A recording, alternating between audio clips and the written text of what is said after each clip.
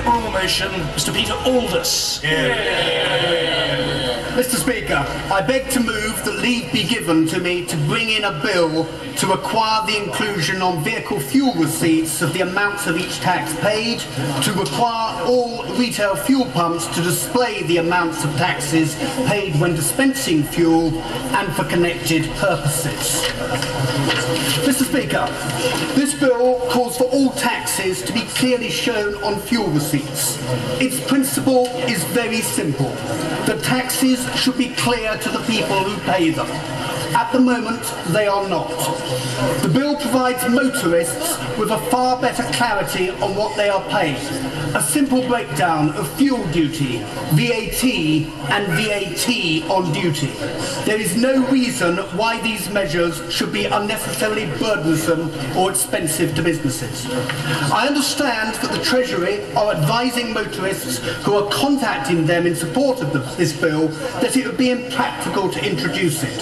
My response would be that VAT, one of the taxes in question, is already shown on receipts, and all that is required for fuel is required for fuel duty to also be shown is a simple arithmetic calculation, multiplying the number of litres by the duty per litre. The software cost of doing this is minimal. With prices at the pumps rising to the highest levels for over 2 years and total taxation of fuel bills hovering between 65 and 70%, it is also important that government are open and transparent. Surely it is right that the nation's 37 million drivers should see the magnitude of the tax that they pay every time they fill up their tanks. The government must be commended for freezing fuel duties since 2011. However, the UK remains one of the costliest nations in which to fill up with diesel and petrol. This is solely due to the high tax component in pump pricing. The amount of tax remains a huge issue for drivers. This is a tax, Mr. Speaker, on a resource that over 70% of people have no choice to buy in order to go about their everyday lives. Total fuel duty revenue is approximately £27 billion per annum, with an additional 20% VAT on the duty itself, bringing in an extra £5.24 billion. Once drivers find out about VAT on fuel duty, a tax on a tax, it really perplexes and rankles them. The bill aims to give motorists what my honourable friend, the member for Ipswich, has secured for taxpayers in general as a result of his Statements of Taxation bill that he presented on 25th January 2012 and which was subsequently included in the 2012 budget and was introduced in 2014. As a result of his initiative, taxpayers now see how their money is spent, broken down area by area of government spending. Council taxpayers have the same right. The bills that they will receive this spring itemise what each authority will receive, and invariably the bill comes with a letter from council leaders explaining what they will do with our money. It is only right that hard-pressed motorists are put on the same level playing field rather than being continually exploited as a cash cow. The member for Ipswich's initiative was an important step along the road to full tax transparency.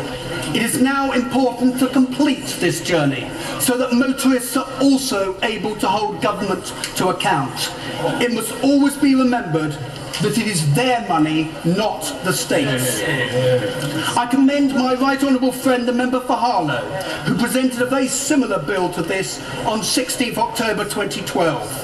He has been a real champion for motorists, and it is important that we build on the great work that he did in helping secure successive freezes of fuel duty. It is also appropriate to pay tribute to the tremendous campaigning work of Fair Fuel UK and their founders Quinton Wilson and Howard Cox for standing up for the motorist at every turn of the road. I'm grateful for the support that I have been provided by the APPG for Fair Fuel, chaired by my honourable friend, the member for Dover. It is also appropriate to highlight the Pump Watch app that Fair Fuel UK are launching that shows how much UK drivers would pay for the same number of litres that they have just bought if they bought them in 23 other countries. I am afraid, Mr. Speaker, that the UK does not occupy a good position in this particular league table.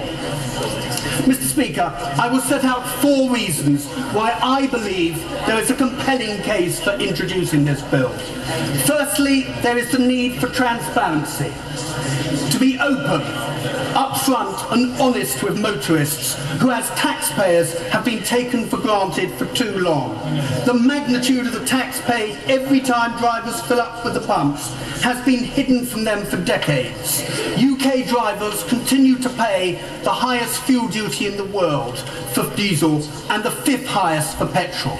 There is a need for transparency so that the country's 37 million drivers can see how much they contribute to public services and our economy.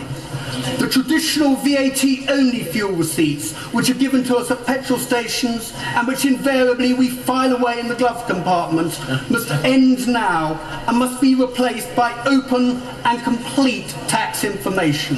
This way drivers will be able to see every time they fill up their vehicles where their hard-earned cash is going and going in the Treasury and in what form: fuel duty, VAT and VAT on duty.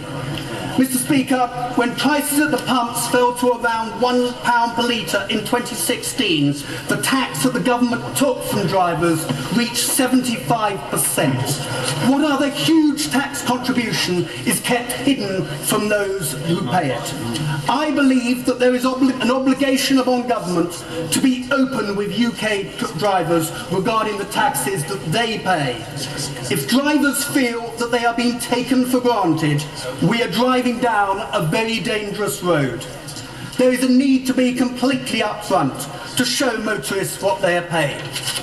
Secondly, it is important to highlight the regressive nature of fuel duty.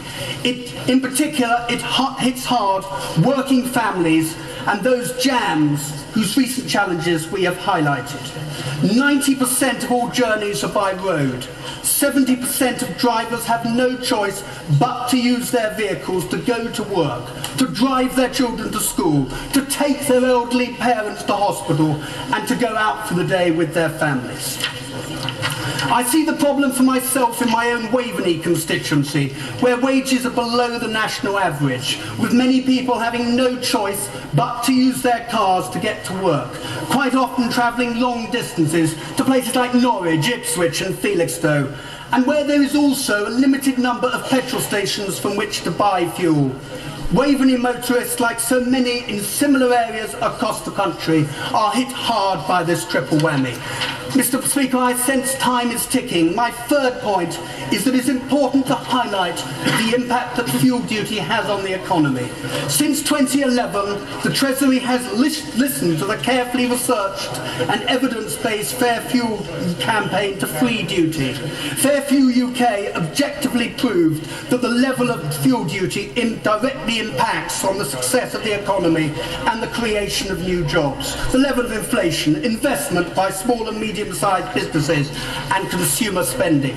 My fourth point, Deputy Speaker, is the enormous groundswell of support that these measures have for across the country as a whole and around this chamber.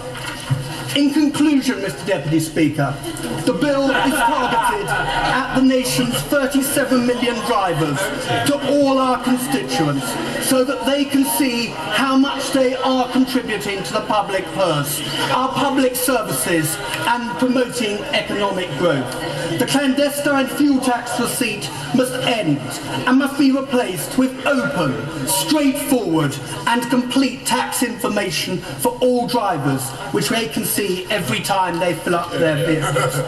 It is a straightforward bill. It will provide straightforward transparency on fuel duty, on what people pay and where their money goes. It will make the taxation system more honest.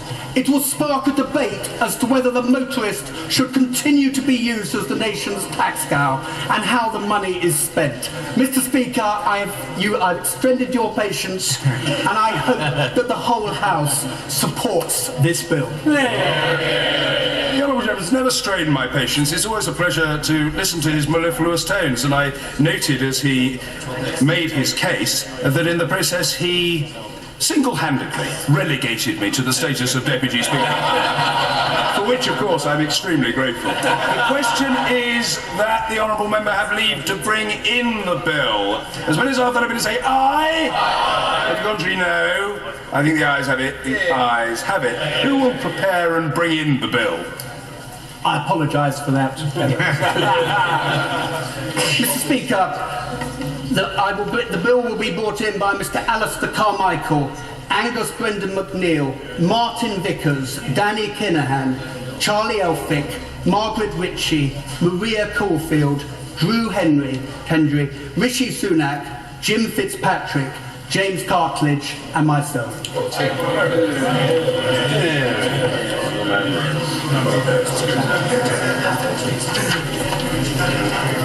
Looking good.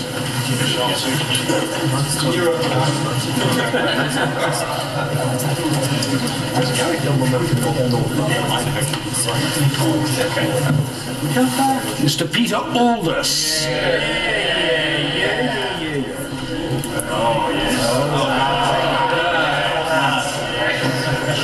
I did a straight.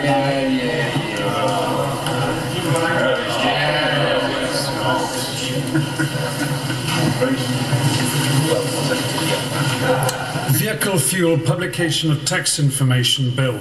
Second reading what day? 24th of February. 24th of February. Thank you. Order.